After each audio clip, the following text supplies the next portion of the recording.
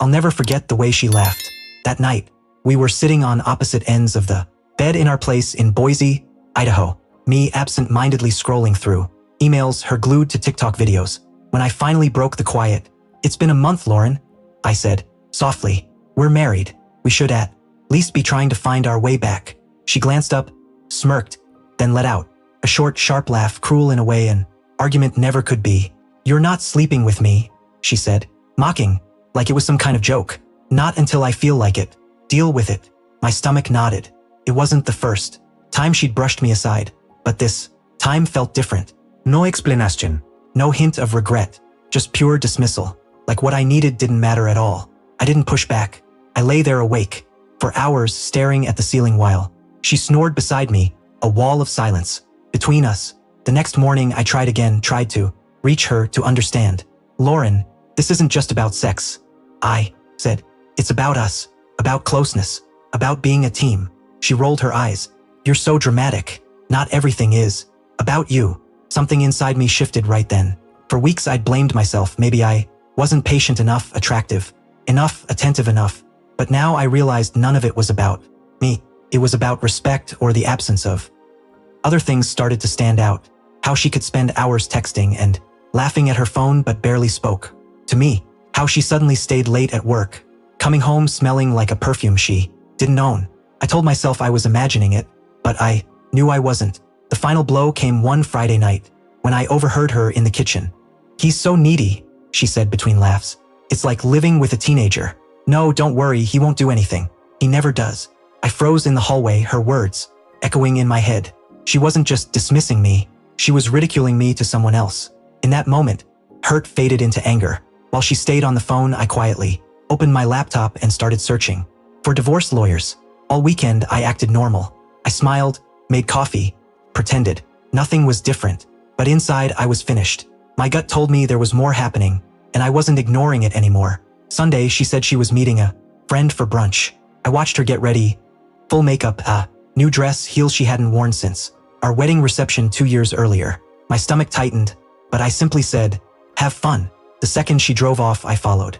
I kept far enough back not to be seen, but close enough to watch her walk into a quiet cafe in Meridian, Idaho, straight into the arms of a man I'd never seen before. He embraced her like someone far more than a friend.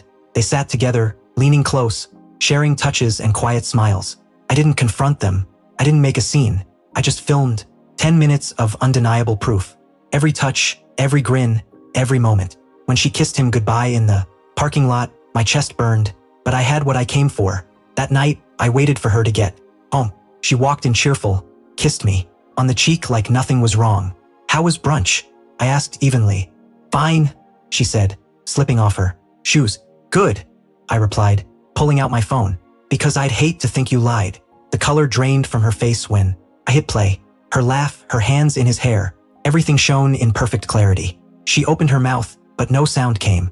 "Lauren," I said quietly, "do you know how humiliating it is to be laughed at in my own home, in my own marriage, and then discover this is what you've been doing behind my back?"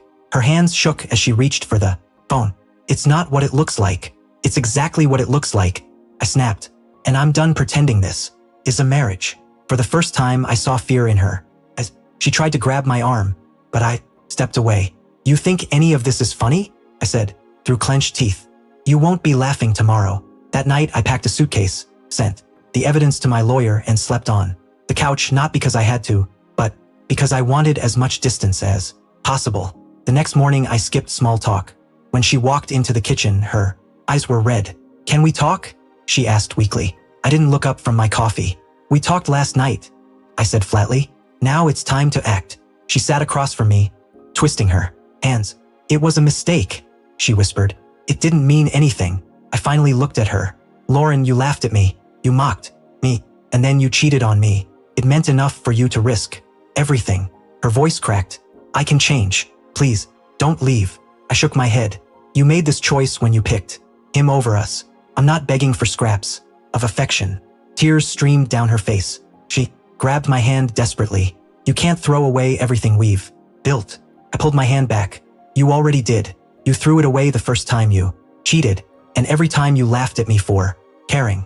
The room went silent except for her Sobs. I stood, picked up the divorce papers I printed that morning, and set them in front of her. I want a divorce, I said steadily. Her face fell apart. Please don't do this, she cried, but I didn't waver. I deserve a wife who respects me, I said, and you deserve the man you've been sneaking around with. I left that afternoon, suitcase in my car, the future wide open. Driving away, I felt something I hadn't felt in months. Peace. A week later, she texted, I made a mistake. Please come home. I didn't respond. The papers were already signed, the court date already set. When we stood in front of the judge, she cried silently. I didn't shed a single tear. Walking out of the courthouse, I finally understood something. Sometimes the strongest thing you can do isn't yelling, fighting, or begging. Just walking away with your dignity still intact.